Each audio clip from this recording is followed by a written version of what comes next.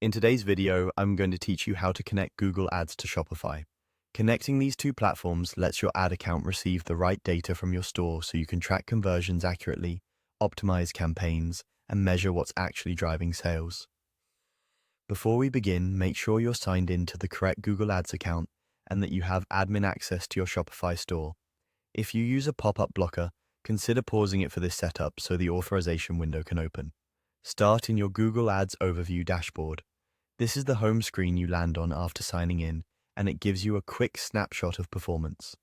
If you manage multiple accounts, quickly verify the account name in the top area to avoid linking the wrong one. From here, look to the left sidebar and click Tools. This opens the workspace where you manage your account settings, assets, and data connections. You'll see options related to measurement and setup.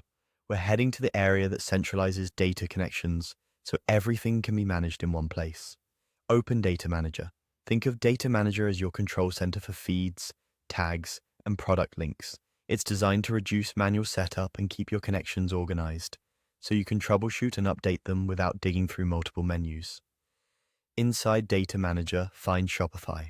Click it, then choose your preferred data source. This is where you decide what information you want Google Ads to receive from Shopify. For example, you might connect conversions so purchase events flow into Google Ads, or you might link catalog and site data so your account can use product information and tagging more effectively. Pick the sources that match your goals, then click Authorize. A secure window will open, prompting you to sign in to your Shopify admin and confirm permissions. Be sure you're selecting the correct store, review the requested access, and grant authorization. If nothing appears, check for blocked pop-ups or try another browser window. After you approve, you'll return to Google Ads and should see a confirmation. The Shopify connection will list in Data Manager with a status such as active. If it shows pending, give it a moment and refresh.